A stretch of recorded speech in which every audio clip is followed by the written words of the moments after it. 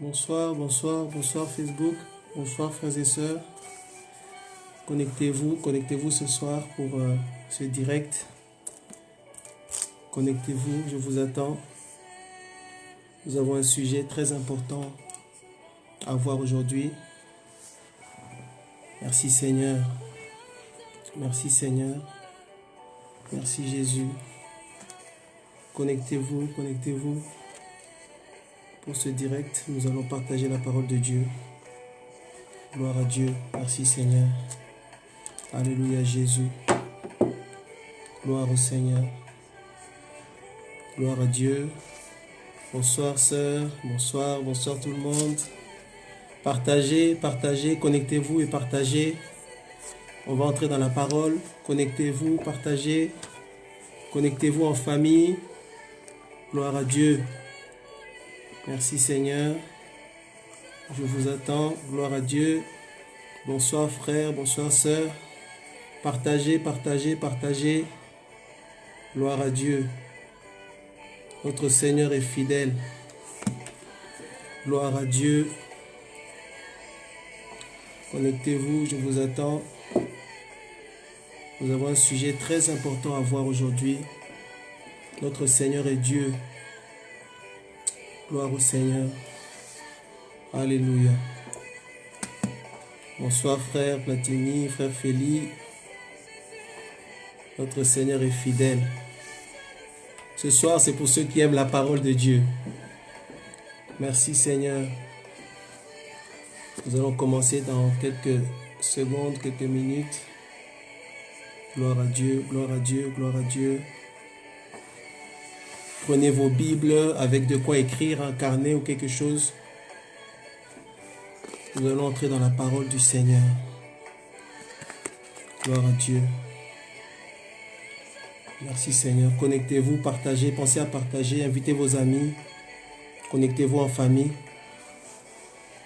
Nous voulons aborder un sujet très important aujourd'hui pour la vie des enfants de Dieu, pour la vie de ceux qui aiment le Seigneur, pour la vie de ceux qui croient que le Seigneur est fidèle et qu'il est capable de changer les temps et les circonstances. Merci Seigneur. Gloire à Dieu.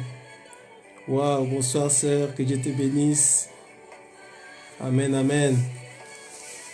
Notre Seigneur est fidèle, notre Seigneur est là. Merci Seigneur.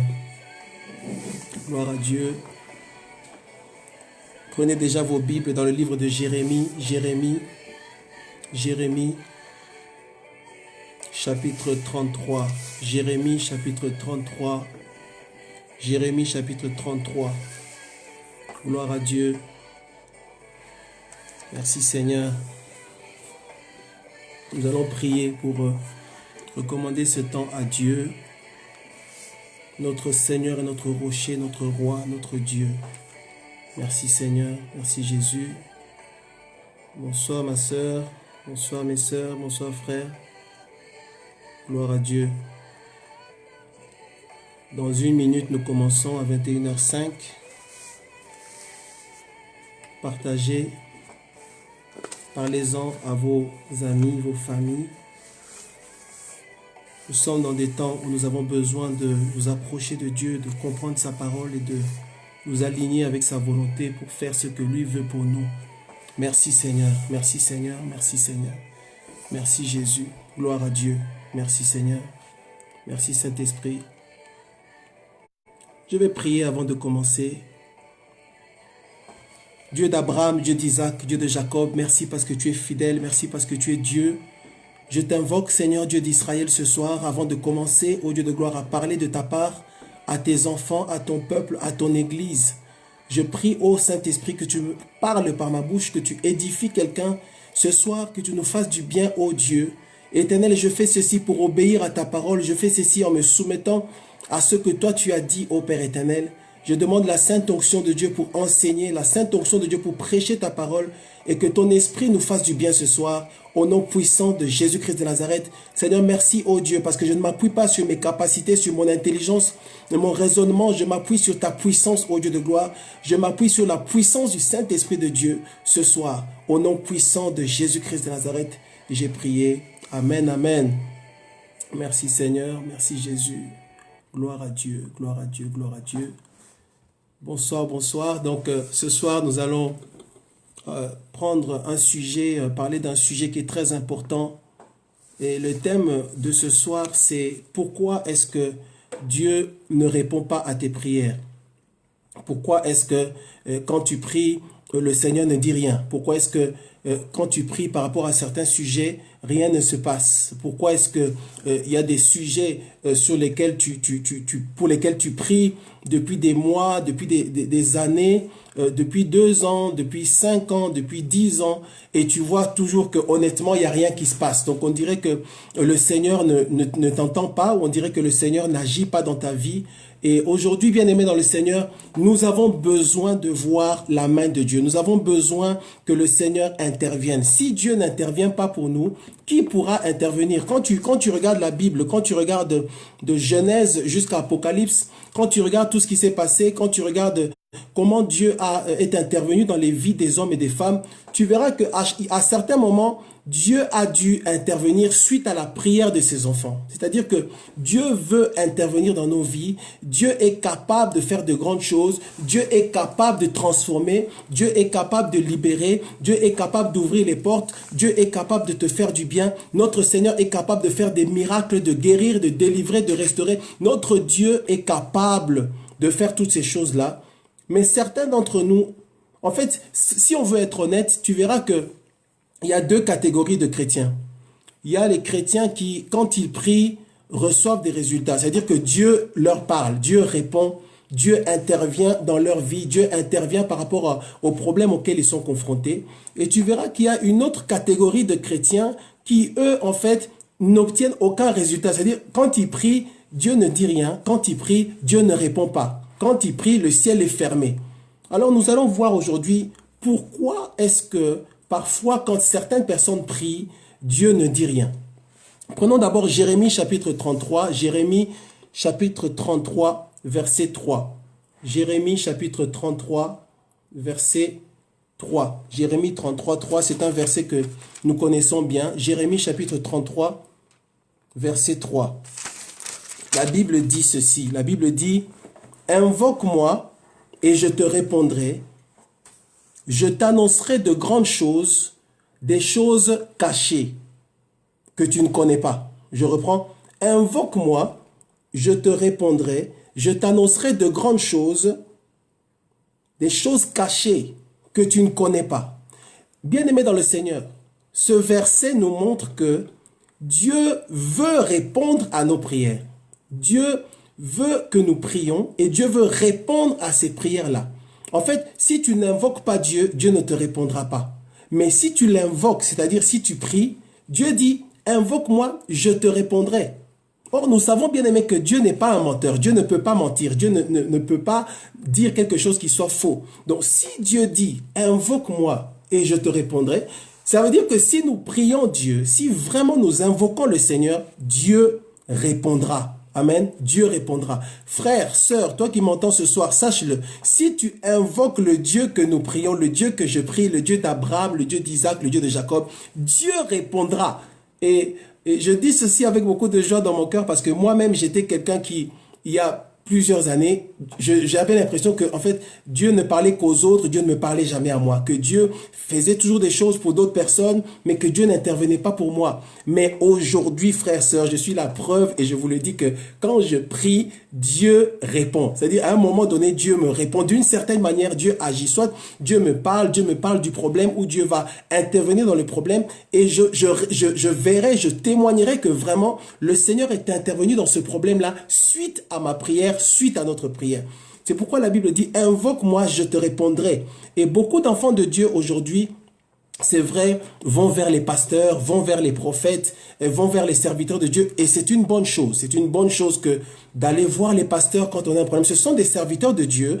Ils sont là pour vous aider, pour nous aider. Il n'y a pas de problème. Donc moi, par la grâce de Dieu, donc j'exerce la fonction, aujourd'hui la fonction pastorale. Et c'est vrai que de temps en temps, les frères et sœurs viennent nous voir et nous prions. C'est notre travail. Nous sommes là pour les aider, prier et Dieu intervient.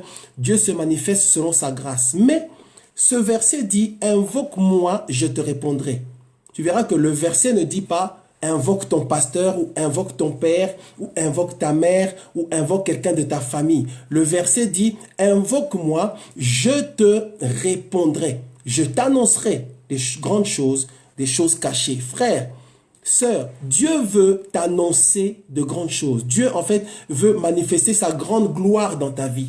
Dieu veut te montrer de grandes choses. Et ça, ce n'est pas seulement réservé aux apôtres ou aux prophètes ou aux pasteurs ou aux docteurs, aux évangélistes ou à ceux qui prêchent ou à ceux qui servent le Seigneur, je dirais, de manière active. Ça, c'est réservé à tous les enfants de Dieu, tous ceux qui ont la foi en Dieu, tous ceux qui sont connectés à Dieu par la même foi que celle d'Abraham. Dieu dit, si tu m'invoques, je te répondrai. Donc, même si dans l'église, tu ne prêches pas, tu ne passes pas devant, tu es toujours assis derrière, le verset nous montre que si vraiment tu parles à Dieu, si tu te connectes au Seigneur, il te répondra et il agira et tu verras sa gloire. Il dit, je t'annoncerai de grandes choses, frère. Sœur, Dieu veut t'annoncer de grandes choses.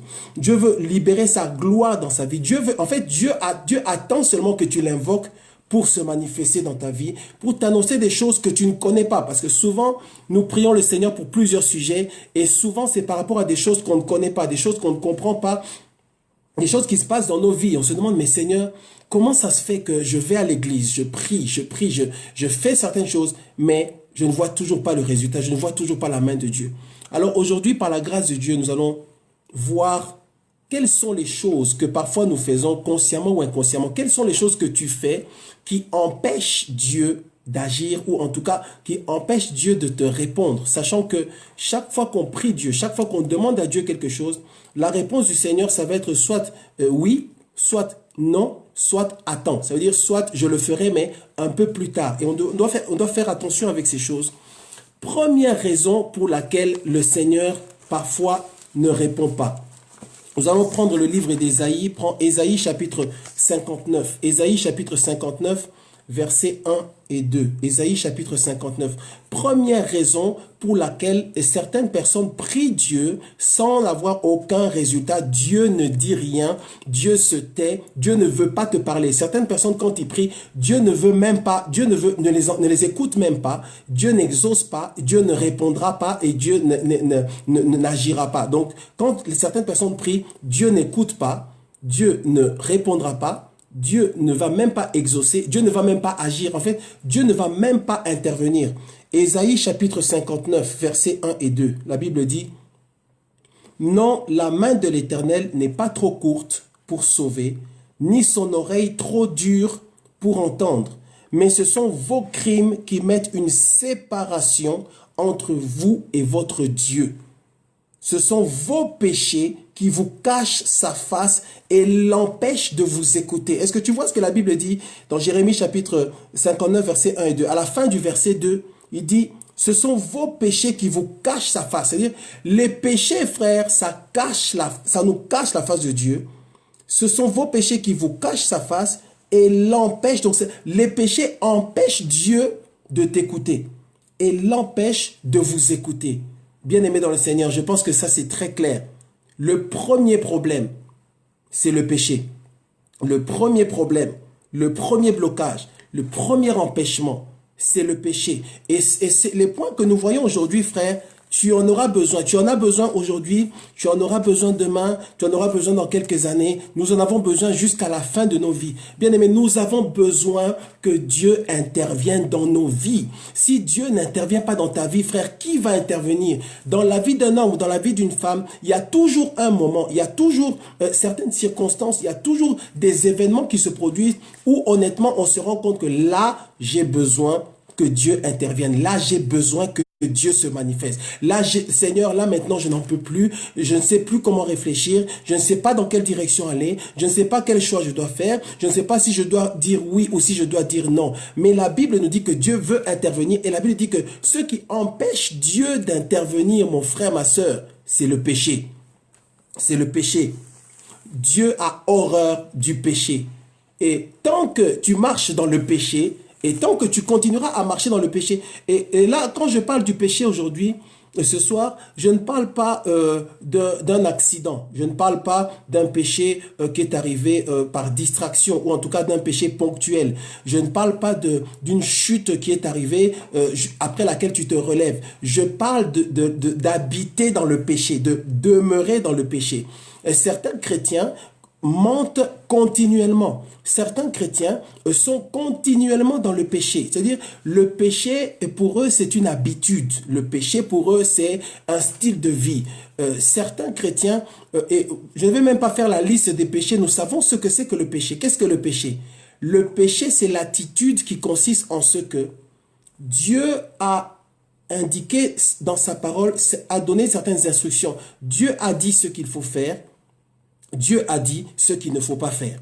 J'espère que vraiment nous sommes tous ensemble et que vous suivez attentivement. Dieu a dit ce qu'il faut faire. Manifestez-vous un peu que je vois que vous écoutez, vous êtes avec moi, frères et sœurs. Dieu a dit ce qu'il faut faire. Dieu aussi a dit ce qu'il ne faut pas faire. Donc, Dieu a dit ce qu'il faut faire. Dieu a dit ce qu'il ne faut pas faire.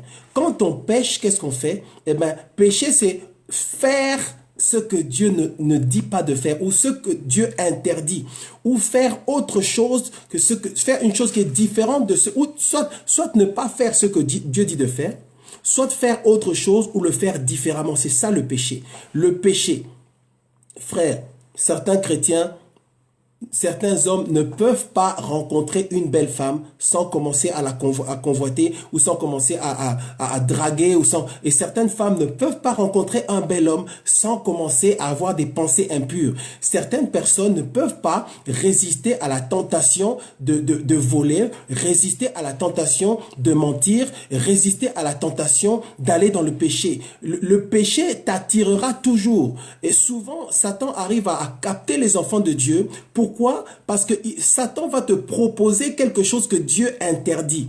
Et c'est ce qu'on a vu dans le jardin d'Éden. Le serpent est venu, le serpent savait ce que Dieu avait dit. Et le serpent les a trompés. Adam et Ève pouvaient tout faire sauf manger de l'arbre interdit. Et justement, l'ennemi est venu leur parler de cet arbre-là. Satan va venir te proposer ce qui est interdit par Dieu. C'est toujours ça, en fait, la démarche de Satan. Ce qui est interdit à Dieu, et malheureusement, c'est souvent ce qui attire l'homme. L'homme est attiré par ce que Dieu interdit. Et le péché, c'est quelque chose qui va t'empêcher de voir la gloire de Dieu. Si tu m'entends ce soir, ou même ceux qui vont suivre cette vidéo plus tard, je t'annonce aujourd'hui, en fait, je te rappelle, si tu l'as déjà entendu, ce principe, c'est que le péché va t'empêcher de saisir la gloire, la grâce de Dieu. Tant que tu continues à mentir, tant que tu continues à être méchant, tant que tu continues à convoiter, tant que tu continues à être dur, tant que tu continues à être jaloux, tant que tu continues à être orgueilleux, quand tu continues à être hypocrite. Aujourd'hui, dans les églises, l'hypocrisie, c'est une vraie maladie. C'est-à-dire, quand les frères et sœurs se rencontrent, oh, bonjour frère, bonjour sœur, comment ça va? Waouh, tu es bien habillé aujourd'hui. Mais dès qu'on tourne le dos, les enfants de Dieu qui prient, qui adorent Dieu, commencent à critiquer.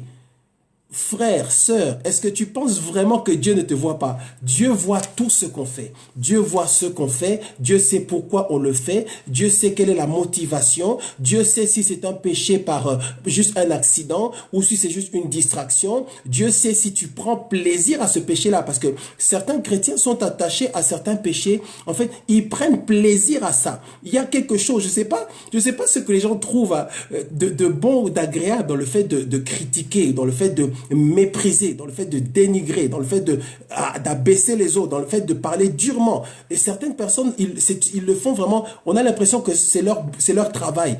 Critiquer, dire du mal. Frère, je t'assure, Dieu te voit. Dieu nous voit, Dieu entend tout ce qu'on dit, Dieu entend même les pensées de nos cœurs.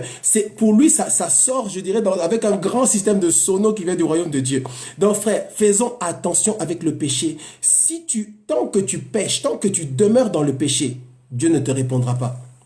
Et tu prieras pour certains sujets, tu prieras pour certains sujets, tu vas prier pour certains sujets, frère, tu vas pleurer, tu vas prier, et les gens vont avoir l'impression que en fait, ils vont se poser la question, mais qu'est-ce qui se passe avec toi? Est-ce que Dieu ne t'aime pas ou est-ce que Dieu t'a rejeté? Ce n'est pas ça. Le vrai problème, la profondeur de ce problème-là, c'est le péché. Le péché, le péché, le péché. Alors, il y a 7 points au total et je ne vais pas rester trop longtemps là-dessus parce que je veux qu'on avance. Prenons Psaume chapitre 66, verset 18. Psaume chapitre 66, verset 18. Ça, c'est le deuxième point. Psaume chapitre 66, verset 18. Première chose, premier empêchement qui fait que Dieu ne t'écoutera pas, Dieu ne te répondra pas, Dieu ne t'exaucera pas, Dieu ne va même pas entendre ce que tu dis, Dieu ne va pas intervenir, c'est le péché. Deuxième chose, Psaume chapitre 66, verset 18. J'espère que tu aimes la parole de Dieu. J'espère que tu aimes la parole de Dieu. Ceux qui me connaissent, vous savez que nous aimons la parole de Dieu. Nous sommes convaincus que la Bible est la parole de Dieu. Psaume chapitre 66, verset 18. La Bible dit ceci. La Bible dit, « Si j'avais conçu l'iniquité dans mon cœur, le Seigneur ne m'aurait pas exaucé. Si j'avais conçu l'iniquité dans mon cœur, le Seigneur ne m'aurait pas exaucé. » Psaume chapitre 66, verset 18. Qu'est-ce que ça veut dire? Le psalmiste nous dit que dans le cadre de sa réflexion, d'adoration, de reconnaissance et d'exhortation, il dit, si je prends à partir du verset 16, il veut témoigner. Venez, écoutez, vous tous qui craignez Dieu, et je raconterai. Il nous donne son témoignage. Je raconterai ce qu'il a fait à mon âme. J'ai crié à lui de ma bouche, et la louange a été sur ma langue. Verset 18. En fait, il réalise en fait que si j'avais conçu l'iniquité dans mon cœur, le Seigneur ne m'aurait pas exaucé. Première chose, le péché, ce que tu fais. Deuxième chose, les pensées, ce qu'il y a dans ton cœur. C'est ça la deuxième chose, les pensées.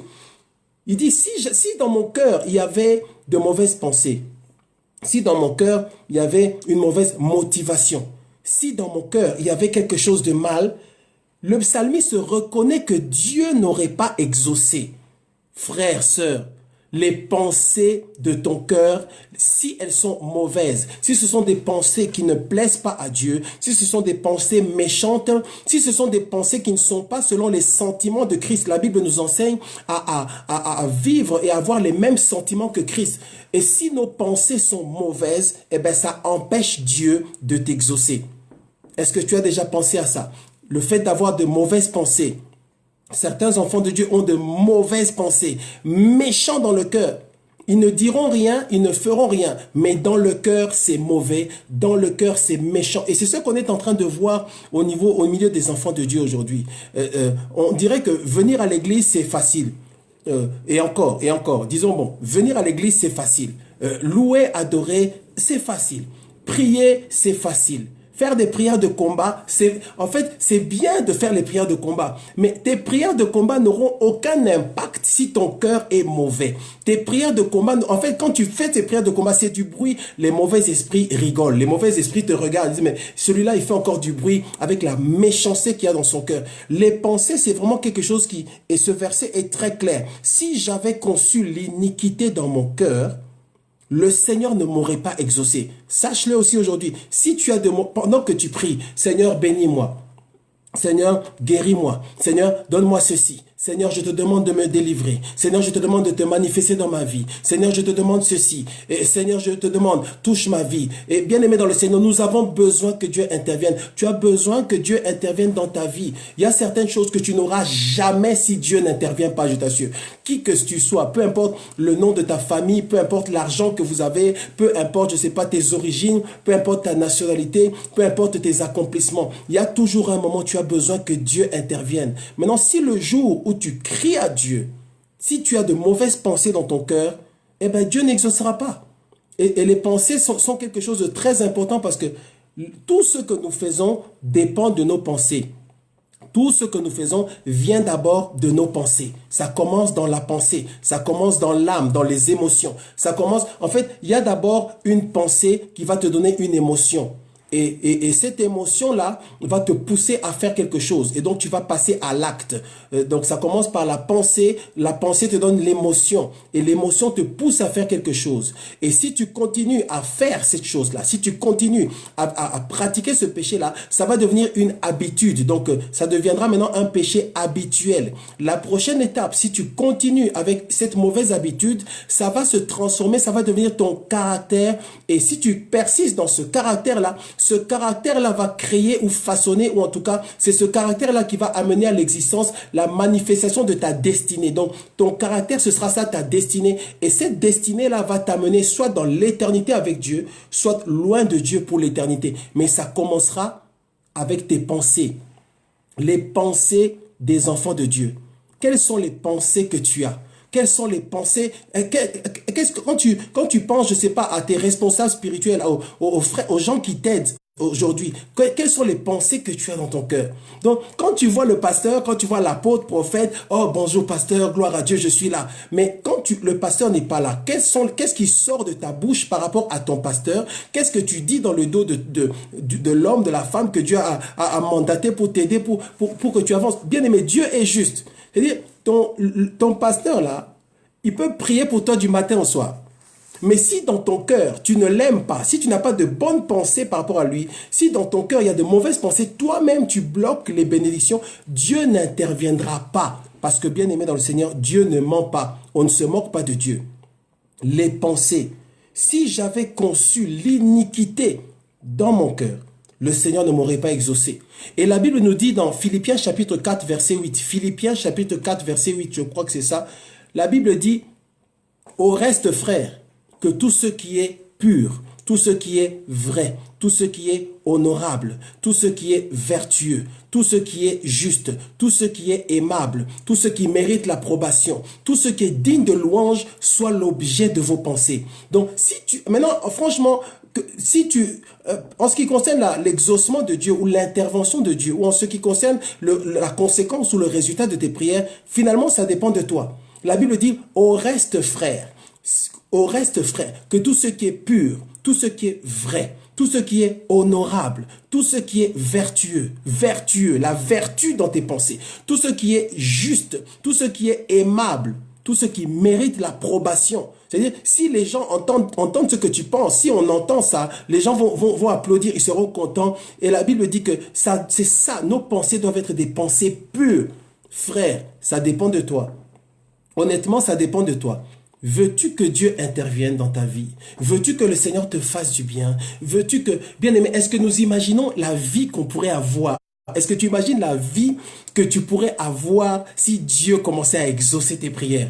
Waouh, frère, sœur, si Dieu commençait à te donner ce que tu veux, même s'il ne donne pas tout en une seule fois, mais si Dieu commençait petit à petit, tu commençais à voir le Seigneur agir, ça fait, bien aimé, ça donne une grande joie et ça fait grandir ta foi. En fait, plus tu pries et que Dieu exauce, plus ta foi augmente, plus ta joie augmente, plus ton assurance augmente, plus tu te dis, waouh, mon Dieu est puissant, mon Dieu est merveilleux. Dieu répond. Et bien aimé, Dieu te répondra soit par oui, soit par non, soit par plus tard. C'est une réponse de Dieu. Mais en fait, au début, il faut d'abord que Dieu puisse te répondre.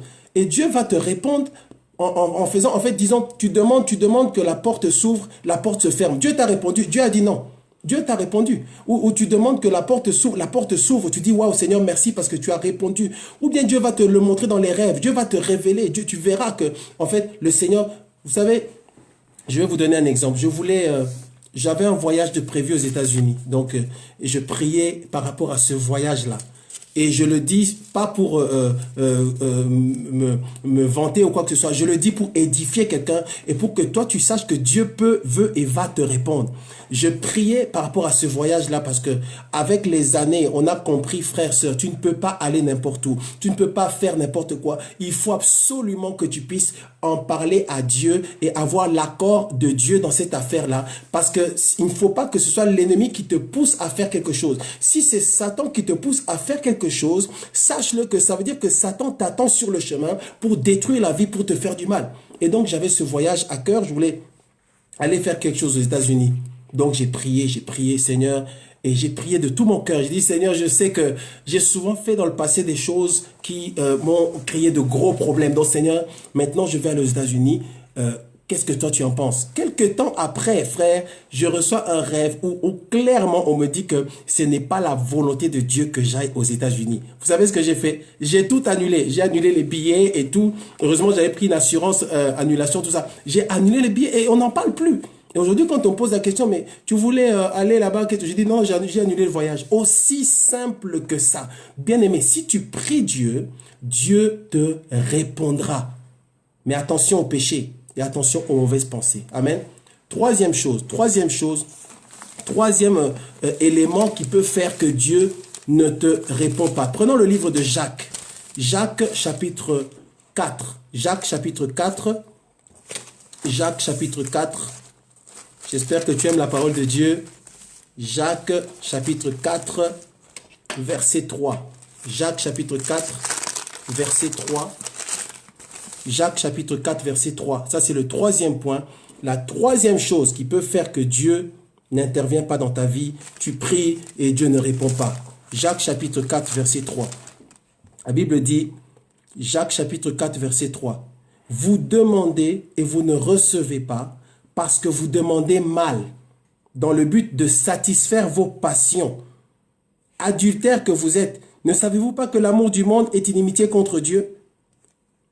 Je m'arrête là. Bon, je continue. Celui donc qui veut être ami du monde se rend ennemi de Dieu. Donc, tu demandes en étant ami de Dieu. Donc, Jacques chapitre 4, verset 3.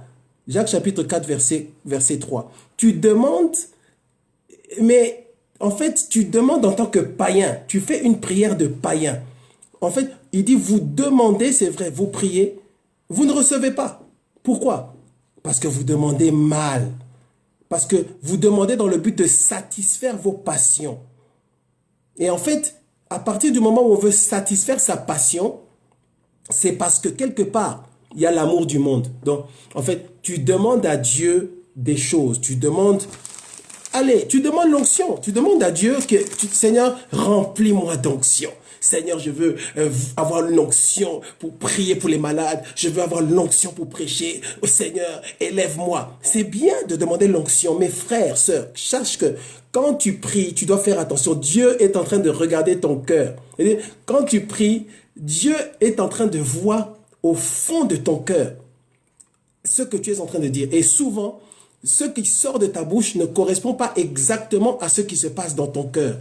Et la Bible dit, vous demandez, vous ne recevez pas, vous demandez mal. C'est pour satisfaire vos passions. En fait, tu demandes pour avoir l'onction. Tu veux avoir l'onction, tu veux, je sais pas, tu veux avoir des sous. Seigneur, donne-moi une maison.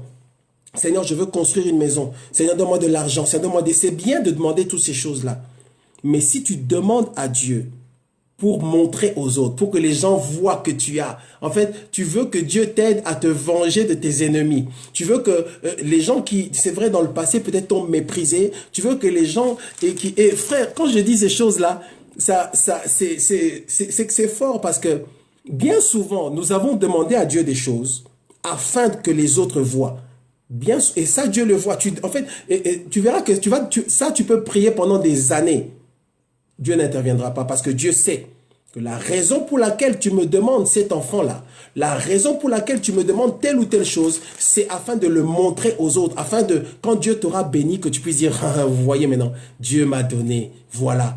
Bien-aimé, Dieu ne veut pas intervenir dans ta vie afin de clouer le bec de tes ennemis. Ce n'est pas ça la volonté de Dieu pour toi. La volonté de Dieu, c'est d'intervenir dans ta vie afin d'accomplir le dessein que lui-même a préparé pour toi. Il a dit au prophète, avant que tu ne sois formé dans le ventre de ta mère, je t'avais connu, je t'avais déjà établi.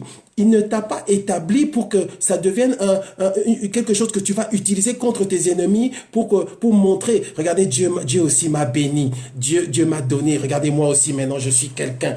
Bien aimé, ce n'est pas comme ça que ça marche. Les gens qui réfléchissent comme ça ou les gens qui prient comme ça, ils finissent par aller dans la sorcellerie et dans les fétiches. Parce que Dieu ne donnera pas.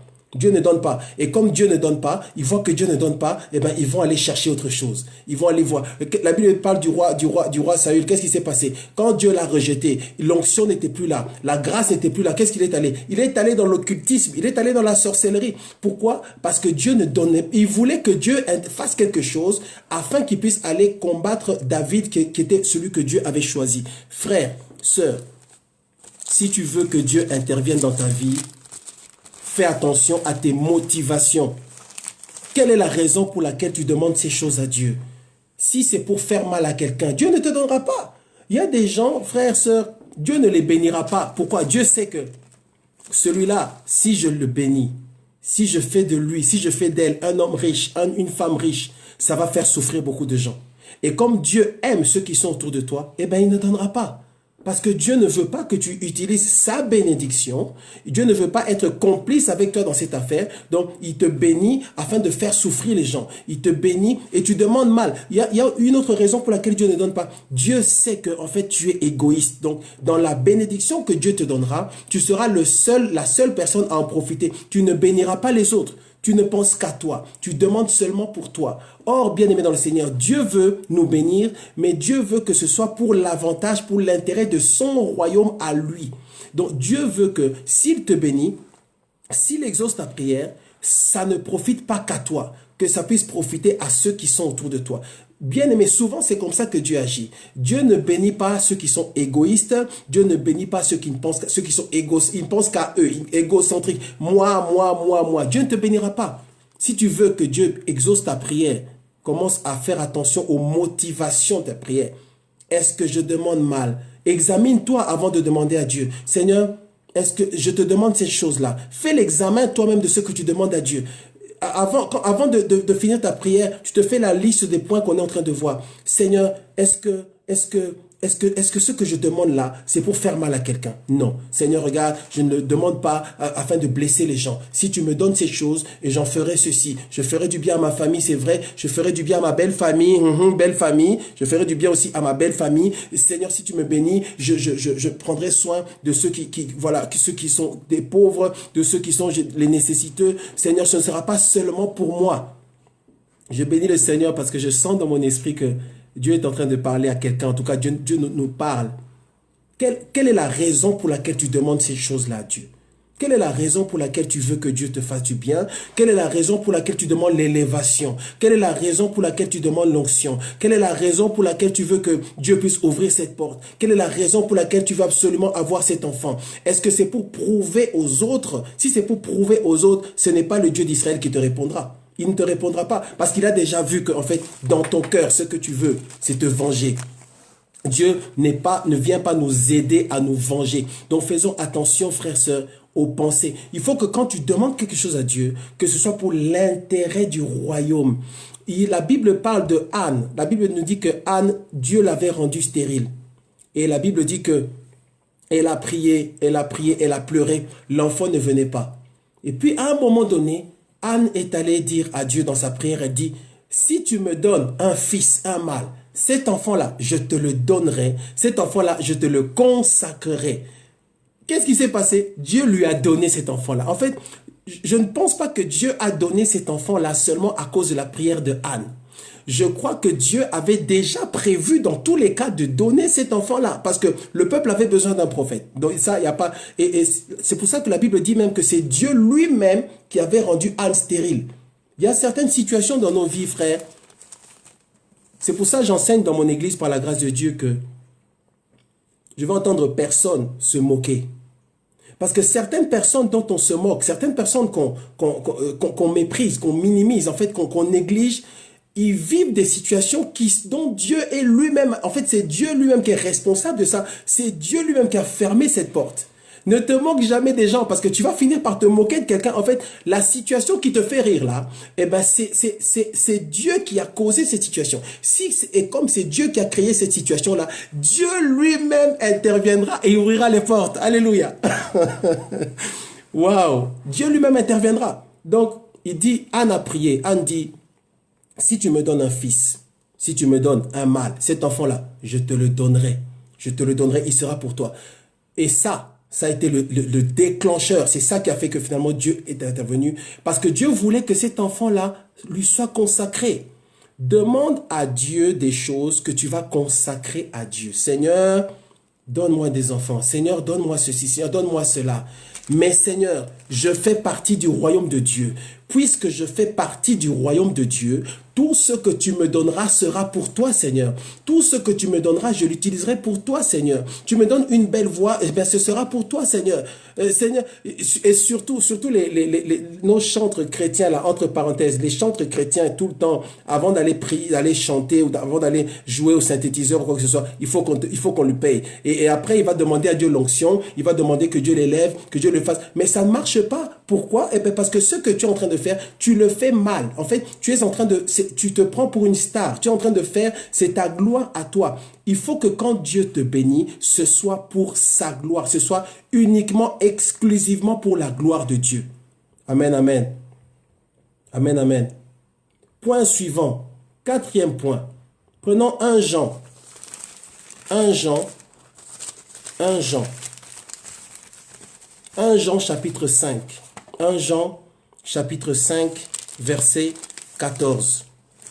1 Jean chapitre 5 verset 14. J'espère que tu aimes la parole de Dieu. 1 Jean chapitre 5 verset 14. 1 Jean chapitre 5 verset 14. La Bible dit, nous avons auprès de lui cette assurance que si nous demandons quelque chose selon sa volonté, il nous écoute. Et si nous savons qu'il nous écoute, quelque chose que nous demandions, nous savons que nous possédons la chose que nous lui avons demandée. Donc je reprends, nous avons auprès de lui cette assurance que si nous demandons quelque chose selon sa volonté, il faut que ce que tu demandes à Dieu soit selon la volonté de Dieu. Et si nous savons qu'il nous écoute, quelque chose que nous demandions, nous savons que nous possédons la chose que nous lui avons demandée. Frère, il faut que ce soit la volonté de Dieu, ce que tu demandes à Dieu. Sinon, eh ben, Dieu ne te répond pas. Sinon, Dieu n'intervient pas. Sinon, Dieu n'agit pas. Et tu vas prier, tu vas souffrir, tu vas souffrir. Tu auras l'impression que Dieu ne bénit que les autres. Tu auras l'impression qu'en fait, Dieu ne t'aime pas. Beaucoup d'enfants de Dieu, à un moment donné dans leur vie, ont l'impression que Dieu ne les aime pas. On dirait qu'en fait, je suis pas chouchou de Dieu. Je ne fais pas partie de ceux que Dieu aime. Je ne fais pas partie de ceux que Dieu, en fait, a favorisé. Certains sont privilégiés. Dieu est juste. Dieu est juste, Dieu est fidèle. Mais Dieu veut que ce que tu demandes, ce soit selon sa volonté. Nous connaissons cette prière-là. Notre Père qui es aux cieux, que ton nom soit sanctifié, que ton règne vienne, que ta volonté soit faite sur la terre comme au ciel. Si tu demandes des choses qui ne sont pas la volonté de Dieu, ça ne viendra pas. Prenons quelques exemples. Dieu sait que ta bénédiction se trouve à New York. Dieu sait que ce qu'il veut faire avec toi, eh ben, ce sera à New York. Ou disons, Dieu sait que quand tu te marieras, et c'est à New York que tu rencontreras ton conjoint, et c'est à New York que tu vivras avec lui, et c'est là-bas seulement que vous serez heureux et bénis. Et maintenant, quand toi tu pries pour aller habiter à Tokyo, tu pries, tu jeûnes, tu peux prier et jeûner et devenir mince comme un, je sais pas, qu'est-ce que je vais prendre, comme un fil à coudre. Tu peux devenir mince, tu peux perdre tout ton poids. Mais la volonté de Dieu, c'est que tu ailles à New York. Non pas la volonté de ton père ni de ta mère, non pas ta volonté à toi, non pas la volonté de ton entourage, non pas selon ce que le monde dit, non pas parce qu'aujourd'hui tout le monde va à Tokyo, donc tu veux aller à Tokyo. Si ta volonté de Dieu c'est que tu ailles à New York, le Dieu d'Israël n'interviendra que pour que tu puisses aller à New York. Maintenant, quand toi tu ne veux pas aller à New York, toi tu veux aller ailleurs, Dieu n'exauce pas. Dieu n'exauce pas. Dieu dit à Jonas, va à Ninive, c'est là-bas que tu dois aller travailler, c'est là-bas que j'ai un plan pour toi. Jonas a voulu aller ailleurs. Il a voulu aller ailleurs. Qu'est-ce qui s'est passé? Qu'est-ce qui s'est passé? Il y a eu des problèmes. Donc, la prière efficace, si tu veux que Dieu intervienne, si tu veux que Dieu se manifeste dans ta vie, tu dois prier selon la volonté de Dieu. On m'a raconté une histoire où quelqu'un, voilà, c'était un couple marié, il y avait beaucoup de difficultés, beaucoup de problèmes. Et on m'a raconté que la personne qui était en train de prier, elle priait pour que Dieu puisse carrément tuer son épouse, tuer son épouse. Et frère, vous croyez vraiment que Dieu peut exaucer ce genre de choses? Dieu n'exauce pas. Parce que c'est une prière qui est illégale.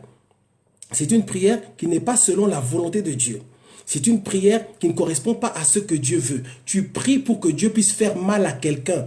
Eh bien non, ça ne marche pas comme ça. Tu pries quelque chose qui est contre le cœur de Jésus. En fait, par rapport à ce point, tu dois te poser la question. Quand je prie, est-ce que Jésus-Christ pourrait faire cette prière? Est-ce que Jésus-Christ pourrait adresser à Dieu la prière que je suis en train de faire? Tu es en train de prier des choses qui sont une prière illégale. Tu demandes à Dieu des choses comme s'il n'était pas Dieu. Or, le Dieu que nous prions, frères, sœurs, c'est le Dieu de sainteté, c'est le Dieu d'amour, c'est le bon Dieu, c'est le Dieu qui veut te faire du bien, c'est le Dieu qui veut te faire avancer. Donc, si tu veux que Dieu exauce tes prières, tu dois apprendre à prier selon la volonté de Dieu. Donc, vérifie ce que tu demandes à Dieu. Est-ce que ce que je demande là, c'est selon sa volonté? Est-ce que Dieu veut ça? Trouve des versets bibliques, trouve des passages. En fait, où est la volonté de Dieu? La volonté de Dieu n'est pas premièrement d'abord dans les prophéties. La volonté de Dieu, c'est ce qui est écrit dans la parole de Dieu. Identifie les versets, les principes dans la doctrine, dans la parole de Dieu. Identifie des choses qui vont dans le sens de ce que tu... Je prends un exemple. Il y a la volonté de Dieu qui est révélée dans sa parole. Ensuite, il y a la volonté de Dieu qui est révélée dans le cadre d'une révélation spéciale de la prophétie ou des visions, des songes. C'est aussi la volonté de Dieu. Mais le premier filtre, le premier niveau d'interprétation de la volonté de Dieu, c'est d'abord la parole de Dieu. Est-ce que ce que je demande à Dieu correspond ou constitue sa volonté? Est-ce que je suis en train de faire une prière qui est une abomination? Est-ce que je suis en train de faire une prière qui est illégale? Tu dois demander selon la volonté de Dieu. Dieu n'agit que, ou Dieu n'intervient que pour répondre à ceux qui savent qui il est. C'est pour ça que tu dois savoir ce que Dieu aime et savoir aussi ce que Dieu n'aime pas. Maintenant, si tu ne sais pas ce que Dieu, tu sais ni ce que Dieu aime, ni ce que Dieu n'aime pas, eh bien tes prières, tu fais des prières au hasard comme ça. Tu pries beaucoup de choses, et il n'y a rien qui se passe. Amen, amen. Point suivant. Prenons 1 Pierre chapitre 5, pardon, 1 Pierre chapitre 3, 1 Pierre chapitre 3, 1 Pierre chapitre 3, 1 Pierre chapitre 3 verset 7. Et ça c'est un verset important, 1 Pierre chapitre 3 verset 7. Ça c'est surtout pour ceux qui sont mariés ou ceux qui sont, en tout cas, oui, engagés dans le lien qui sont engagés dans le mariage. 1 Pierre chapitre 3 verset 7. 1 Pierre chapitre 3 verset 7. La Bible dit, Marie, et en fait, aujourd'hui, ça ne concerne pas seulement ceux qui sont mariés, ça concerne ceux qui se marieront demain. Tu penses te marier, tu penses que tu souhaites te marier, lis bien ce verset. La Bible dit, 1 Pierre chapitre 3 verset 7. Marie, montrez à votre tour de la sagesse dans vos rapports avec vos femmes, comme avec un sexe plus faible. Honorez-les, comme devant aussi hériter avec vous de la grâce de la vie. Qu'il en soit ainsi, afin que rien ne vienne faire obstacle à vos prières. Oui, c'est ça, 1 Pierre chapitre 3, verset 7. Marie, montrez à votre tour de la sagesse dans vos rapports avec vos femmes, comme avec un sexe plus faible. Honorez-les, honorez-les, comme devant aussi hériter avec vous de la grâce de la vie, qu'il en soit ainsi, afin que rien ne vienne faire obstacle à vos prières. Ça veut dire quoi? Ça veut dire qu'il y a certaines choses qui peuvent venir faire obstacle aux prières du couple. Et depuis que j'ai vu ce verset-là, frères, sœurs, maintenant je fais encore plus attention. En fait, de quoi on parle ici? On parle des disputes.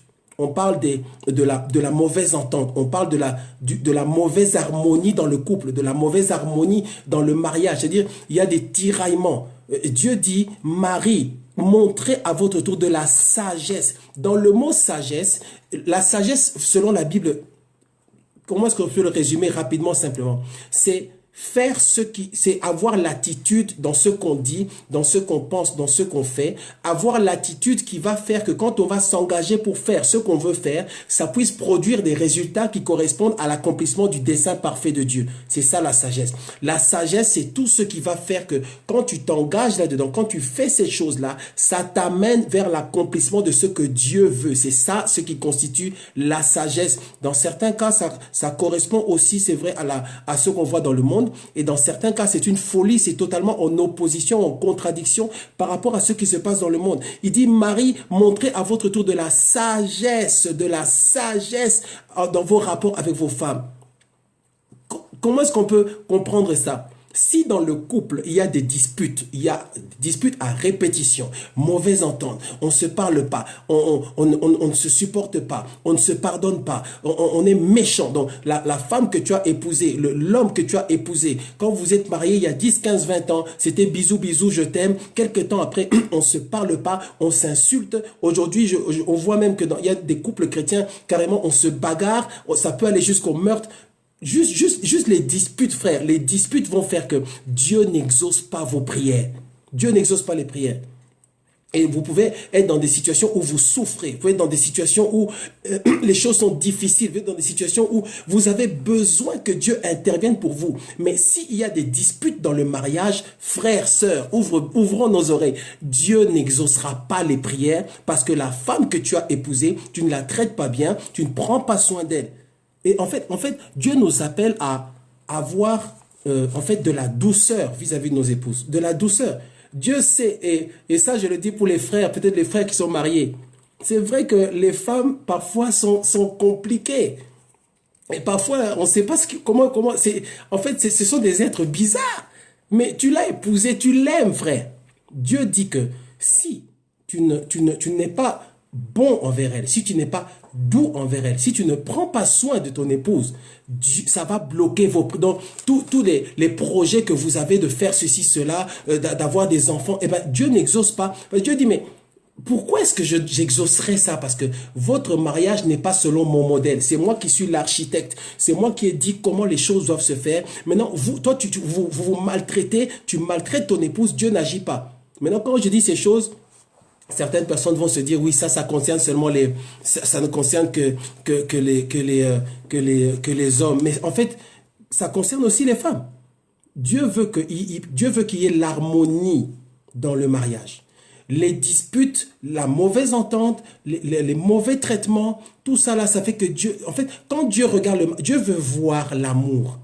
Marie, aime ta femme comme Christ a aimé l'Église. Femme, sois soumise à ton mari. S'il y a des tiraillements, s'il y a toutes ces choses-là, eh bien, ça bloque les prières. Dieu n'interviendra pas. Dieu n'agira pas. C'est écrit clairement qu'il en soit ainsi afin que rien ne vienne faire obstacle. En fait, Dieu sait que si dans le mariage, on ne s'entend pas, si dans le mariage, il n'y a pas d'harmonie, les mauvais esprits sont à l'œuvre.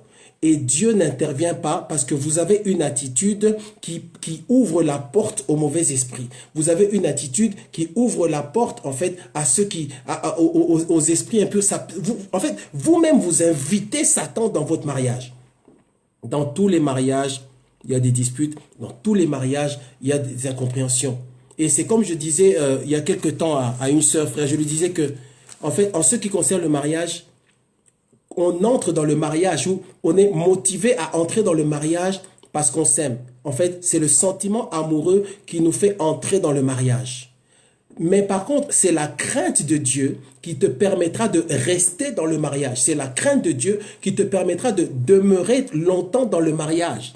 Et enfin, par contre, c'est la grâce de Dieu, c'est la faveur de Dieu qui va faire que vous puissiez avoir le bonheur dans le mariage. En fait, c'est la faveur de Dieu qui va faire que malgré les épreuves, malgré les attaques de Satan, parce que l'ennemi va toujours se lever pour combattre, malgré toutes ces choses-là, c'est la faveur de Dieu qui va intervenir au moment clé. Juste au moment où l'ennemi est prêt à détruire, Dieu intervient, Dieu remet la paix, Dieu remet l'harmonie. On entre dans le mariage par le sentiment amoureux. Ce qui va faire que tu restes dans le mariage, ce ne sera pas le sentiment amoureux, frère. C'est la crainte de Dieu qui fera qu'à des moments où tu pourrais aller à gauche, à droite, tu restes là parce que tu crains Dieu. C'est la crainte de Dieu qui permet de rester dans le mariage et c'est la grâce de Dieu, la faveur qui fera que vous soyez heureux. Donc, ce verset, qu'est-ce qu'il dit? C'est que si l'homme et la femme ne s'entendent pas, eh ben, tu verras souvent que dans les mariages où il y a beaucoup de disputes, ce n'est pas les disputes ne sont pas le seul problème. Il y a aussi beaucoup d'autres problèmes. Tu verras souvent, il y a des problèmes financiers, tu verras que derrière, il y a des problèmes de santé, il y a des oppressions maléfiques. Pourquoi? Parce que vous couchez en colère, vous parlez n'importe comment, ça attire le mauvais esprit. On avance sur le point suivant, c'est le sixième point. Le sixième point. Prenons Jacques chapitre 1. Jacques chapitre 1, verset 5. Jacques chapitre 1, verset 5.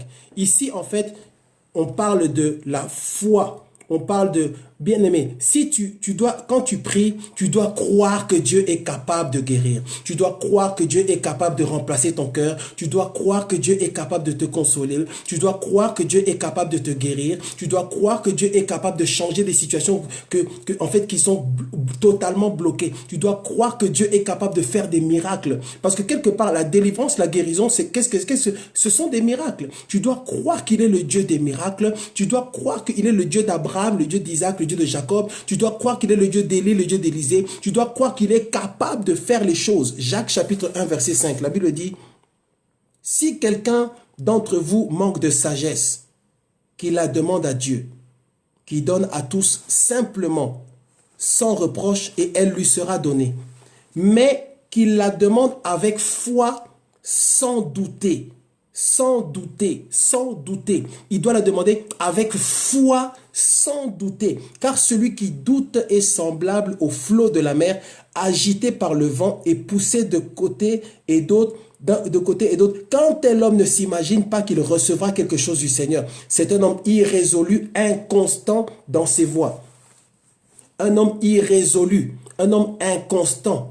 Le fait d'être irrésolu et inconstant, il n'y a pas de stabilité. En fait, tu demandes à Dieu la sagesse, tu demandes à Dieu des choses, mais tu ne crois pas vraiment que Dieu soit capable de te demander ces choses-là. Bien aimé, on ne peut pas se moquer de Dieu. Quand tu demandes quelque chose à Dieu, Dieu voit dans ton cœur, Dieu sait si tu demandes avec foi.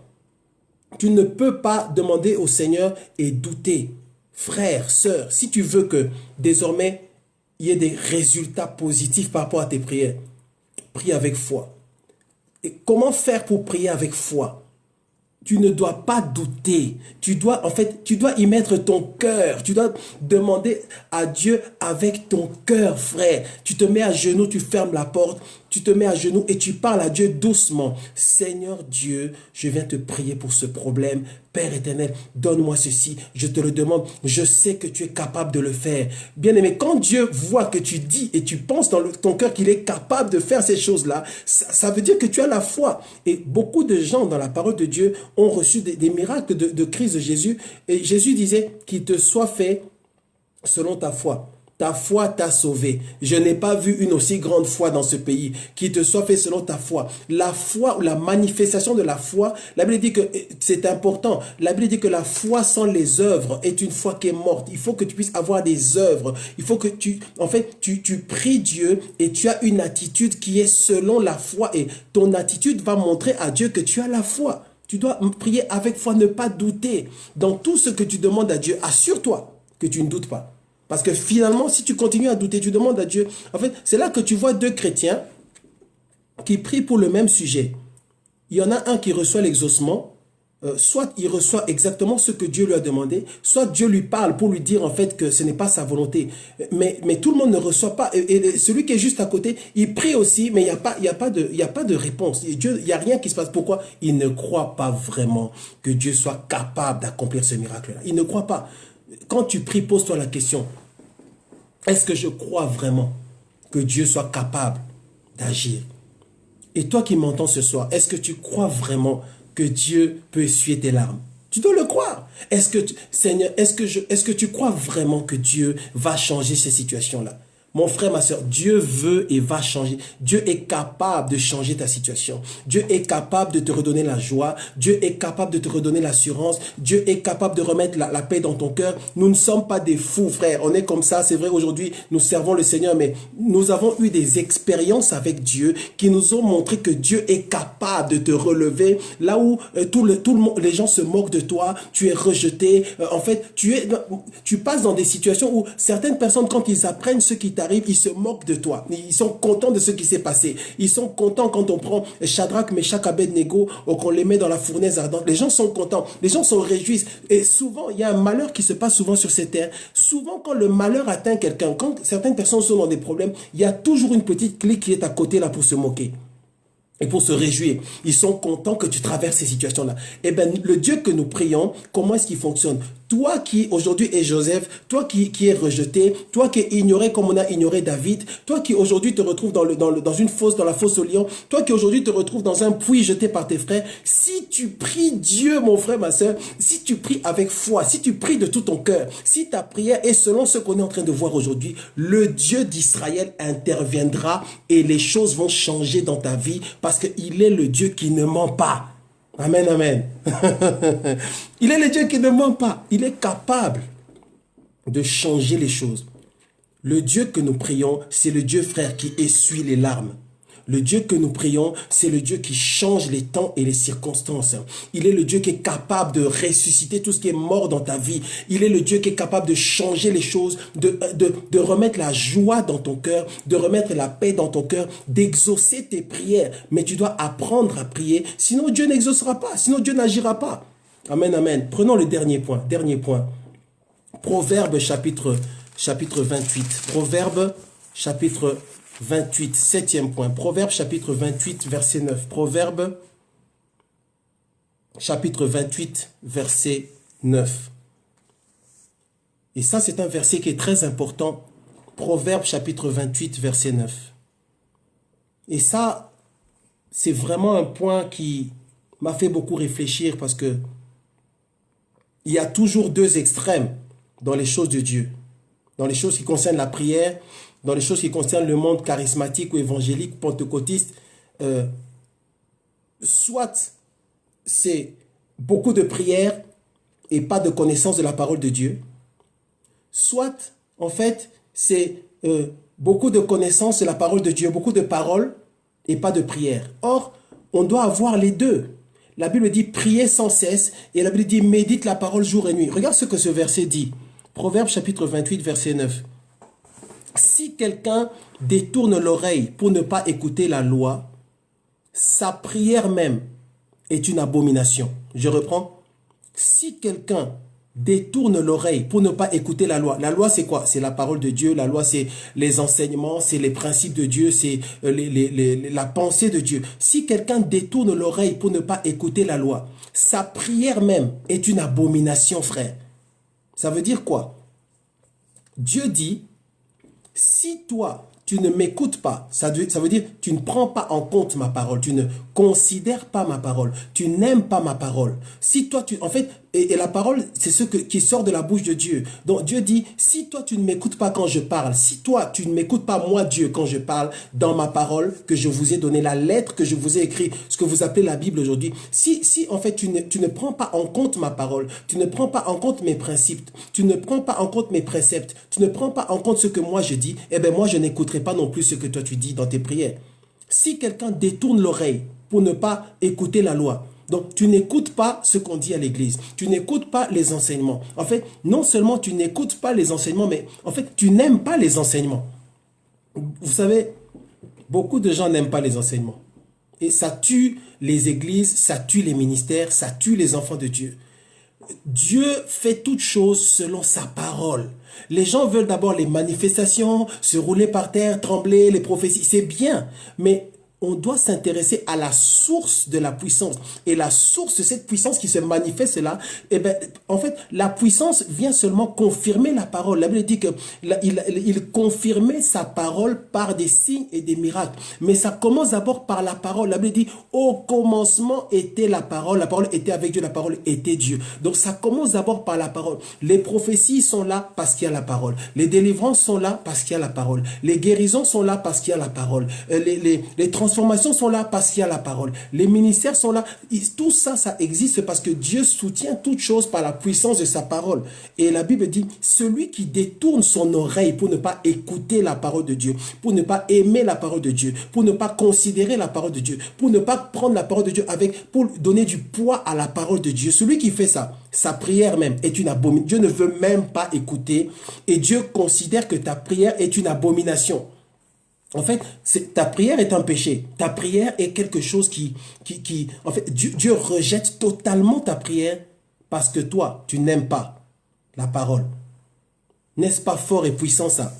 Frère, si tu veux que Dieu commence à exaucer tes prières, si tu veux que Dieu commence à t'écouter, prends le temps de lire la Bible, prends le temps d'aimer les enseignements, commence à aimer les prédications, commence à aimer recevoir ce que Dieu dit. C'est quand tu seras rempli de la parole de Dieu. Vous savez, il y a un verset qui dit « Fais de l'Éternel tes délices et il te donnera ce que ton cœur désire. » Fais de l'Éternel tes délices et il te donnera ce que ton cœur désire.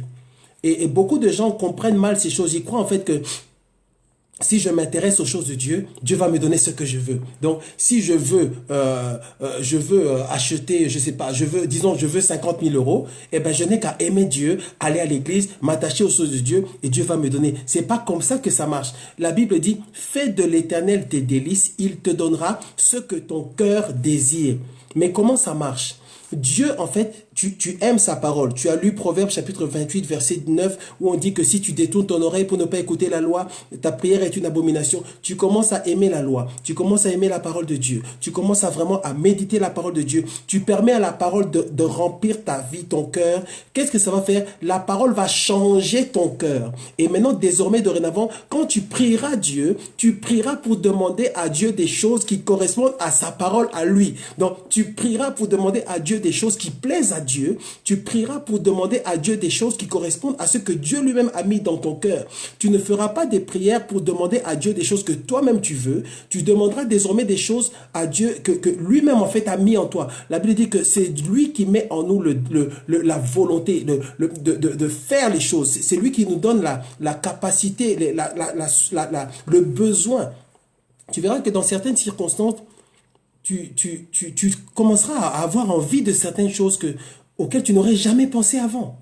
Pourquoi? Parce que tu as tellement lu la parole de Dieu. L'Esprit de Dieu a commencé à travailler ton cœur. L'Esprit de Dieu a commencé à changer ton cœur. L'Esprit de Dieu commence à changer ton cœur. L'Esprit de Dieu commence à changer ton cœur. Ça monte en toi. L'Esprit de Dieu commence à changer ton cœur. Ça monte. Et puis à un moment, tu commences à dire, oh Seigneur, remplis-moi d'humilité. Seigneur, j'ai compris. En fait, il y a une illumination. Il y a une révélation. Tu dis, Seigneur, en fait, je vois, j'ai besoin d'humilité. J'ai compris. Je veux m'humilier. Maintenant, tu commences à prier Dieu sincèrement. Et Dieu verra quand tu lui demandes sincèrement l'humilité. Dieu verra, voici maintenant, pardon, mon fils, ma fille me demande l'humilité parce qu'il a compris le principe. C'est là qu'on dit, fais de l'Éternel tes délices, il te donnera ce que ton cœur désire. Mais le cœur en question, ce n'est pas ton cœur de païen, c'est le nouveau cœur que tu as à cause et par rapport à la parole de Dieu.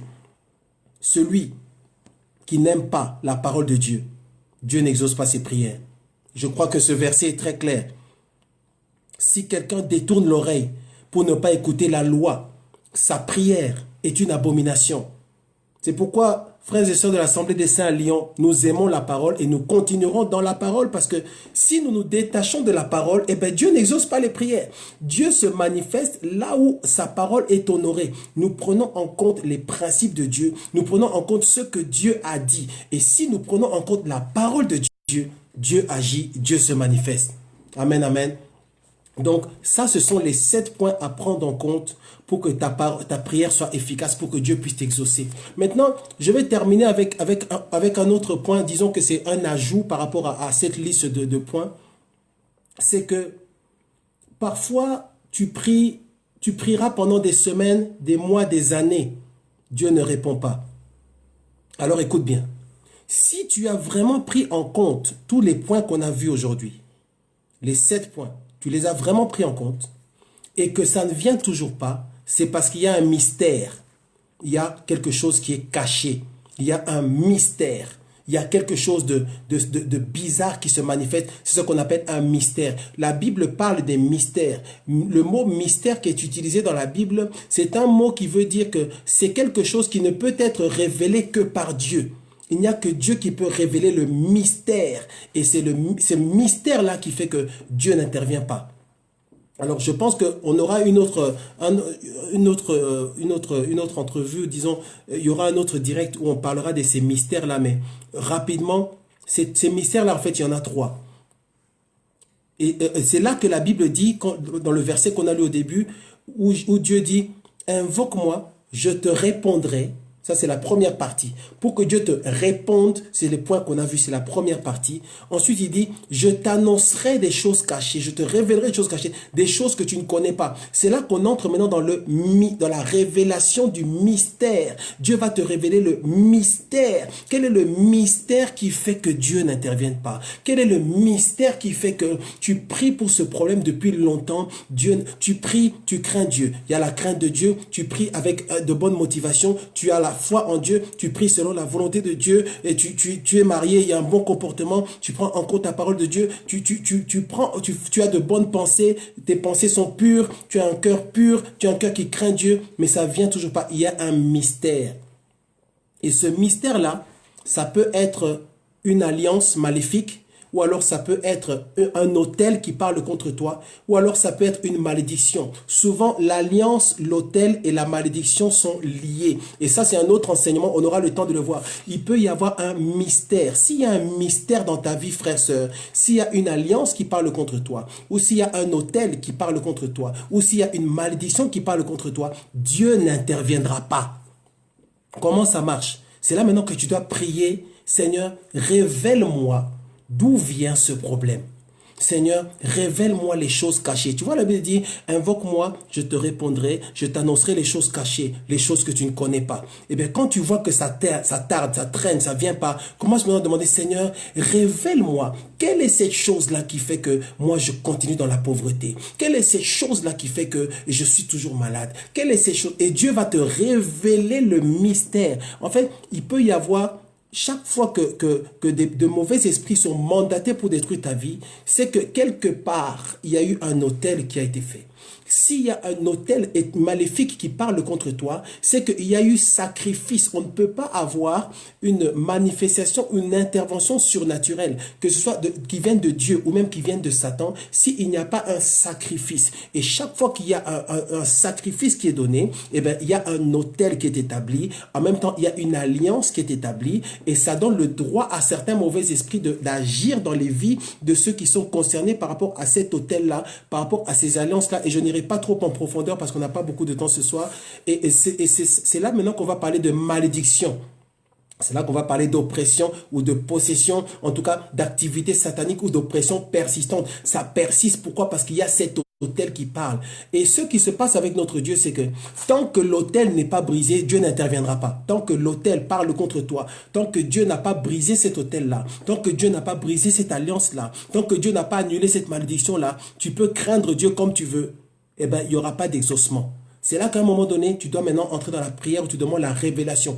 Quand Dieu révèle ce qui se passe exactement, tu sais qu'il y a une alliance qui a été faite avec ma famille depuis des siècles. Et cette alliance-là fait que eh ben, les hommes, quand ils arrivent à 45 ans, soit ils deviennent fous, soit ils meurent. Je donne un exemple. Si vous voyez, tu vois ce genre de choses dans la famille, même si tu pries Dieu dans la crainte, il y a certaines prières en fait, que Dieu n'exaucera pas. Pourquoi? Parce que Dieu respecte les autels. Dieu respecte les alliances. Dieu respecte les sacrifices. Même les sacrifices maléfiques, quand je dis Dieu les respecte, je veux dire qu'en fait, Dieu les connaît, Dieu les reconnaît, Dieu ne les ignore pas. C'est là que la Bible dit, il a annulé l'acte dont les ordonnances nous condamnaient. Si Dieu a annulé un acte, c'est que Dieu savait et sait que cet acte-là était là. Dieu savait que l'acte avait de l'effet. Dieu savait que l'acte te condamnait vraiment. La Bible dit, il a annulé l'acte dont les ordonnances nous condamnaient. Il l'a détruit en le clouant à la croix. Dieu ne peut pas clouer quelque chose qui n'existe pas. Si Dieu décide de s'occuper de ce problème-là, c'est que les alliances sont importantes, elles sont puissantes, elles ont de l'effet. Les autels parlent, les sacrifices, toutes ces choses-là, ça agit, ça. Bien aimé, ce ne sont pas des blagues. Les malédictions sont puissantes et elles agissent. Les autels et les alliances, ça parle contre toi.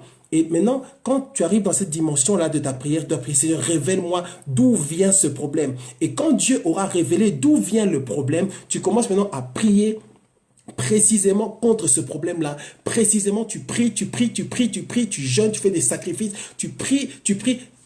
Quand ce sera le temps de Dieu, frère, sœur, Dieu va descendre, Dieu va briser cette alliance-là qui te rend malade ou qui t'empêche d'avancer dans la vie. Dieu va briser cette malédiction-là. Dieu va briser cet autel. Pourquoi? Parce que Dieu maintenant va annuler tout ce qui a été fait par rapport à cette alliance, cet autel, ces sacrifices-là, par rapport et à cause du sacrifice de Jésus-Christ de Nazareth à la croix de Golgotha. C'est-à-dire le sang qui a coulé à la croix de Golgotha, l'ultime sacrifice de Christ, va annuler tous les sacrifices qui ont pu être faits par tes ancêtres, par ta famille, par les gens qui ne t'aimaient pas, les gens qui sont allés voir les marabouts avec tes cheveux ou avec je ne sais quoi qui t'appartenait. Tout ça, ça sera annulé parce que Dieu maintenant, il va manifester la puissance de la croix, du sang de Jésus qui a coulé à la croix de Golgotha. Donc après ces 7 points-là, il y a le mystère qui doit être détruit et qui doit être révélé. Et on aura l'occasion d'aller en détail dans ce qui concerne les fondements de la vie d'un homme, les choses qui troublent la vie d'un homme. Ce sont les choses qui relèvent, qui concernent donc les alliances, les autels et les malédictions et toutes ces choses-là. Le dernier point qui peut faire que Dieu n'intervient pas, donc, parce que nous voulons voir qu'est-ce qui peut faire que Dieu n'exauce pas. On a vu les 7 points, on voit 2 exceptions, l'exception des mystères et aussi c'est l'exception du temps, le temps, le temps, le temps, le temps. Bien aimé, Dieu parfois n'interviendra que en son temps. Quand ce sera le temps de Dieu, Dieu interviendra dans ta vie. Dieu, il a dit à Abraham par rapport à sa descendance, ils iront en captivité. Ils resteront là-bas en Égypte pendant 400 ans. Mais il dit, mais après, je les ferai sortir et ils sortiront avec des bénédictions et avec une grande joie.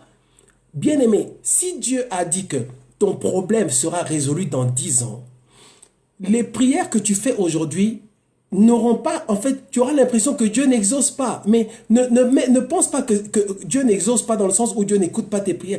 Peut-être que Dieu a exaucé, mais ce sont les prières qui entrent, où je sens que l'Esprit de Dieu parle à quelqu'un. Ce sont des prières qui entrent dans le cadre où Dieu n'a pas dit non. Dieu a dit attends. Donc Dieu a dit attends mon temps à moi. Quand ce sera le temps de Dieu, quand ce sera le temps où Dieu a décidé pour toi. Et tu verras que même quand tu lis la Bible, tu lis les prophéties de Daniel, tout ce que Daniel disait, à un moment donné, il s'agissait de prendre en compte le temps. Et c'est pour ça, frères et sœurs, qu'il y a prière et prière et prière et prière et profondeur dans la prière. À un moment donné, on doit entrer dans la prière où on ne demande même plus à Dieu de nous révéler le mystère. On ne demande même plus à Dieu vraiment d'agir. On demande maintenant à Dieu Seigneur, quand est-ce que tu interviendras pour ce problème? Seigneur, quand est-ce que tu interviendras? Et à un moment donné, Dieu peut dire, c'est dans 5 ans. Dans 5 ans, vous verrez, j'agirai et j'ouvrirai les portes. Et là, vous, maintenant, vous avez l'information. C'est là que la Bible dit, invoque-moi, je te répondrai, je t'annoncerai les choses cachées, les choses que tu ne connais pas. Les choses cachées, c'est quoi? Dieu sait que toi, ta bénédiction, ce sera le 20 mai 2022. Toi, ta bénédiction, ce sera le 15 janvier 2019. Dieu sait que c'est le 15 janvier 2019 que j'ouvrirai tout dans sa vie. Maintenant, si toi tu craques, si tu décroches avant cette date-là, tu n'auras pas ta bénédiction. Et donc, ça rentre dans le cas des... Tu vas te demander, mais pourquoi est-ce que Dieu n'intervient pas? Parce que toi, tu veux que Dieu agisse quand toi tu le veux. Alors que Dieu ne va pas intervenir quand toi tu as décidé qu'il intervienne. Dieu va intervenir quand c'est son temps à lui, parce que Dieu agit de génération en génération. Dieu a un projet pour toi. Le projet que Dieu a pour toi n'a pas commencé aujourd'hui. Dieu sait exactement quand il interviendra pour toi. Donc, une des choses qui peut faire que tu auras tendance à penser que Dieu n'intervient pas, c'est juste que ce n'est pas encore le temps de Dieu. Le temps de Dieu. Dieu agit et travaille dans le temps, en son temps. Avant, j'avais l'habitude de dire tôt ou tard, Dieu interviendra. Mais en fait, il ne faut pas dire tôt ou tard, c'est Dieu interviendra en son temps. Et Dieu, que le Dieu que nous prions n'est jamais en retard, frère. Il n'est jamais en retard. Et quand Dieu agit, mon frère, ma soeur, ça va te remplir d'une joie. C'est là que tu vas découvrir la vraie adoration avec ton cœur. Tu te mets à genoux, tu adores ton Dieu. Ce qui se passe autour de toi n'a plus aucune importance parce que Dieu te révèle la puissance de sa gloire. Dieu te révèle la puissance de sa souveraineté. Dieu te montre qu'il est capable. Il te dit, attends, il te dit, regarde ce qui s'est passé avec Abraham. Il lui dit, tu auras une grande descendance. Abraham est mort.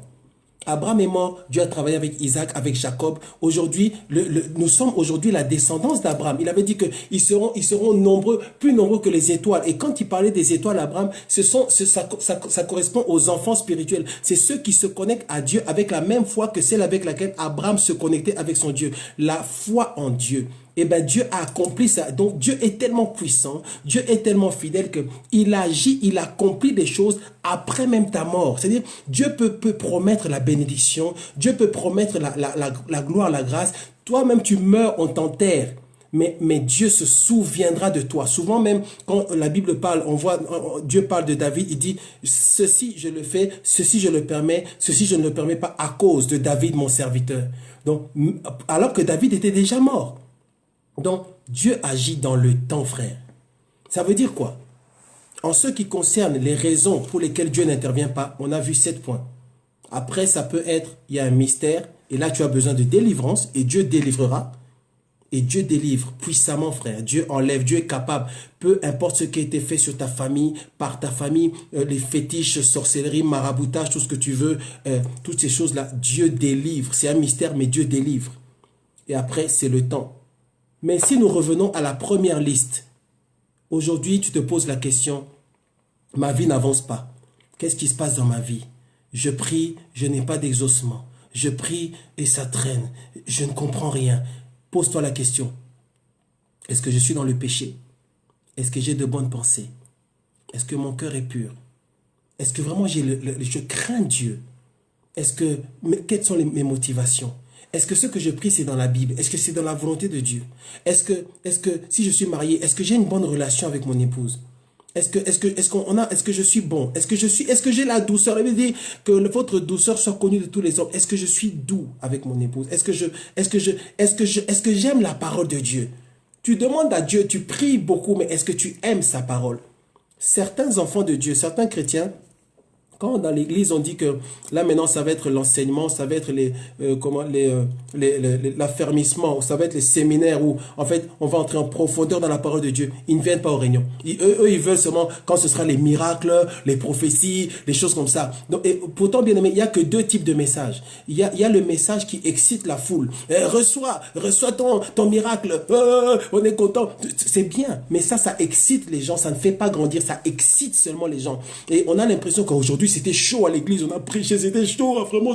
Mais sous ça, c'est l'excitation, ça ne fait pas grandir. Ce qui change les vies, c'est la parole de Dieu. C'est l'enseignement. La Bible dit que Jésus enseignait. Donc, quand on enseigne la parole de Dieu, ça plaît à Dieu, ça change les cœurs. Et là, Dieu bénit, Dieu exauce les prières. Pourquoi? Parce que vous voulez faire les choses, non pas comme vous-même vous voulez faire les choses selon son principe à lui, honorer sa parole. Pourquoi? Parce que si on n'honore pas la parole de Dieu et qu'on a des manifestations spirituelles, c'est un grand danger. Pourquoi? Parce que vous avez une vie spirituelle qui montre que, en fait, vous n'honorez pas Dieu, vous n'honorez pas la parole de Dieu, mais vous avez des manifestations spirituelles. Et après, quelques temps après, on peut venir vous faire entrer dans un autre évangile, dans la sorcellerie ou dans les doctrines sataniques, parce que, en fait, vous n'êtes pas attaché à la parole de Dieu. Donc, on vient vous donner des miracles, où il y a des manifestations, mais il n'y a pas la parole de Dieu. Et ça, ce n'est pas bon. Ce que Dieu veut, c'est que nous restions dans la parole. Tant qu'on est dans la parole, eh bien, on est sûr que l'esprit qui travaille, c'est le Saint-Esprit, parce que nous faisons les choses selon la parole de Dieu. À un moment donné, on arrive à un temps où les gens vont dire, oui, mais comment ça se fait, le pasteur Bachi, là, lui c'est seulement la parole, la parole. Oui, frère, on va continuer dans la parole. Parce qu'au moins, tant qu'on reste dans la parole, on reste dans la vérité. Sinon, on va sortir de la parole et à un moment donné, eh ben, ce sera un autre esprit qui va travailler. Aimons la parole de Dieu. Aimons la parole de Dieu. Je vais prier pour tous ceux qui ont entendu ce message ou qui entendront plus tard, que le Seigneur vous bénisse, que le Seigneur vous fasse du bien et que vous puissiez faire ce qu'il y a à faire pour que vos prières soient exaucées, que Dieu puisse vous répondre. Dieu veut répondre. Invoque-moi, je te répondrai. Je t'annoncerai les choses cachées, les choses que tu ne connais pas. Je te montrerai ma gloire et tu me glorifieras. Dieu veut se manifester, Dieu veut agir après tes prières. Dieu veut se manifester à toi. Mais il y a peut-être certaines choses que tu fais qui ne plaisent pas à Dieu. Et à cause de ça, toi-même tu bloques tes prières. Et c'est pour ça que je t'invite à te repentir, à demander pardon à Dieu pour ton attitude, les péchés, les prières qui ne correspondent pas à la volonté de Dieu, tout ce qu'on a vu aujourd'hui. Et le Seigneur se manifestera dans ta vie. Regarde-moi, regarde à cette heure-là, 22h30, je suis en train de parler du Seigneur. Et je ne le fais pas parce qu'on m'a forcé, je ne le fais pas parce que je suis payé, je le fais parce que on était des païens. Il y a longtemps, on était des païens. On faisait n'importe quoi. Et bien, le Seigneur a fait certaines choses dans nos vies. Aujourd'hui, nous témoignons avec force que le Dieu d'Israël est le Dieu Tout-Puissant. Il est capable de changer les choses. Il est capable de délivrer, de guérir, d'agir, de travailler. Dieu n'a pas encore fait tout ce que nous demandons. Dieu va faire selon sa volonté à lui. Donc, petit à petit, on marche avec Dieu. Petit à petit, on dit merci au Seigneur pour ce qu'il fait aujourd'hui. D'étape en étape, en fait, on avance avec Dieu de gloire en gloire, de gloire en gloire, mais nous devons prier et avoir des réponses à nos prières. Je vais prier pour vous. Seigneur, Dieu d'Abraham, Dieu d'Isaac, Dieu de Jacob, merci pour ta parole, merci parce que tu es Dieu, merci parce que tu ne changes pas. Merci parce que tu veux exaucer les prières de tes enfants. Merci parce que tu vas exaucer leurs prières. Merci parce que tu leur apprends, ô Dieu de gloire, à ne pas faire ce qui bloque leurs prières, ce qui empêche l'exaucement. Seigneur, merci parce que cette parole, ô Dieu de gloire, va être scellée en eux. Merci parce que quiconque entendra ce message sera touché par la puissance du Saint-Esprit et prendra de bonnes résolutions et prendra une nouvelle orientation dans sa vie, fera de nouveaux choix qui vont l'amener vers l'exaucement et vers la coopération avec toi par rapport à ton dessein, au plan merveilleux et parfait que tu as pour leur vie. Je te rends grâce, ô Dieu de gloire. Merci pour ton esprit. Merci pour ta puissance. Au nom de Jésus-Christ de Nazareth, nous avons prié. Amen. Voilà, que Dieu vous bénisse. Donc voilà, c'est vrai, je ne me suis pas présenté. Je m'appelle Bachi. J'exerce aujourd'hui la fonction pastorale. Et donc nous avons un ministère qui est basé à Lyon. Toutes les informations se trouvent sur la page Facebook pour ceux qui habitent à Lyon. Nous avons un certain nombre d'activités que nous faisons par la grâce du Seigneur. Restons en contact et j'espère que cette parole vous a fait du bien. À bientôt. Au revoir. Bye bye. Ciao, ciao. Merci Seigneur.